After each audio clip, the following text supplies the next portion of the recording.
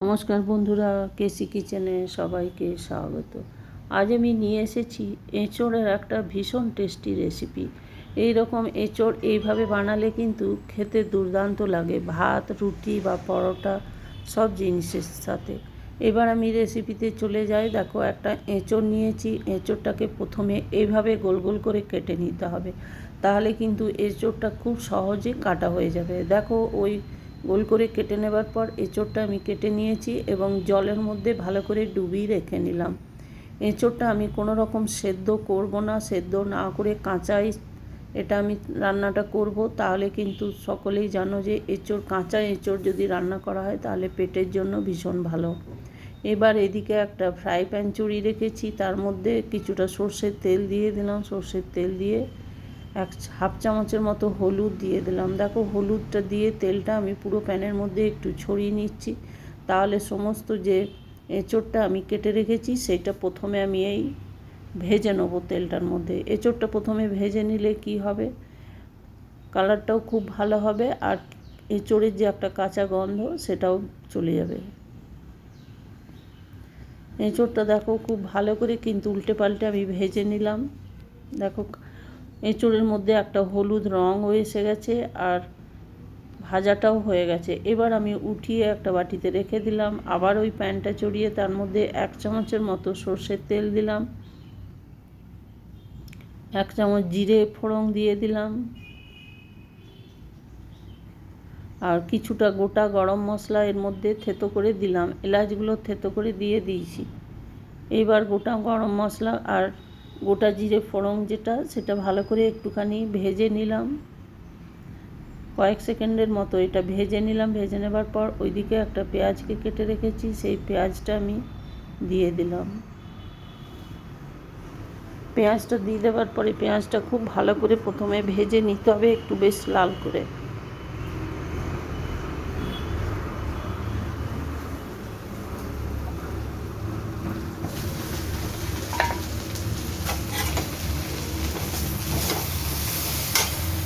দেখো, পেঁয়াজটা ভাজা হয়ে গেছে। ভাজা হয়ে যাওয়ার পর যে টমেটোটা আমি কেটে রেখেছি সেই টমেটোটাও আমি এটার মধ্যে দিয়ে দিলাম।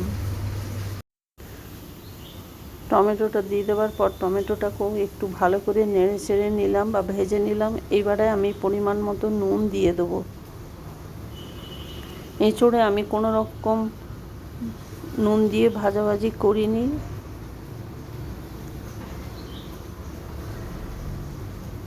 নুনটা দিয়ে আর হলুদ দিয়ে দিলাম পরিমাণ মতো। এবার পেঁয়াজ আর টমেটোটা একটু নরম হয়ে যাবে, ততক্ষণ পর্যন্ত ভালো করে ভেজে নেব।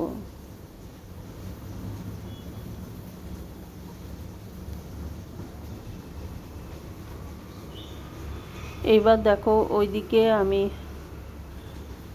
আদা, রসুন আর জিরে, গোটা জিরে আমি আর তার সাথে কাঁচা লঙ্কা দিয়ে পেস্ট করে রেখেছি, সেইগুলো আমি এটার মধ্যে সেই মশলা দিয়ে দিলাম। এবার জারটা ধুয়েও কিছুটা জল দিয়ে দিলাম।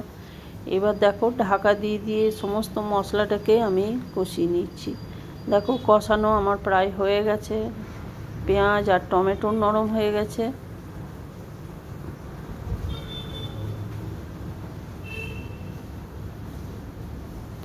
এবার ওইদিকে যে এঁচোড়গুলো আমি ভেজে তুলে রেখেছি সেই এঁচোড়গুলো আমি মশলাটার মধ্যে দিয়ে দিলাম।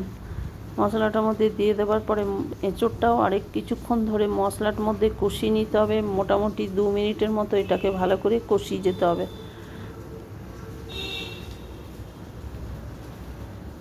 সমস্ত মশলা দিয়ে এঁচোড়টা আমি ভালো করে কষিয়ে নিচ্ছি। আমার রেসিপি যদি তোমাদের ভালো লেগে থাকে তো লাইক, শেয়ার ও কমেন্ট অতি অবশ্যই করে দিও। নূতন বন্ধুদের সাবস্ক্রাইব করার অনুরোধ রইল। এরপরে দেখো, অনেকটা কষা হয়ে যাবার পরে 1 চামচের মতো আমি ঘি দিয়ে দিলাম। তোমরা যদি চাও তো নামানোর আগেও দিতে পারো, কিন্তু ঘি দিয়ে সমস্ত তরকারিটা কষিয়ে রান্না করলে কিন্তু তার টেস্ট অন্যরকম হয়, খেতে ভীষণভাবে ভালো লাগে। ঘিটা দিয়ে দেওয়ার পরে দেখো, আরও কিছুক্ষণ একটু হালকা কষিয়ে নেবো। তাহলে কী হবে, ঘিয়ের গন্ধটাও কমবে আর খেতেও ভীষণভাবে ভালো লাগে।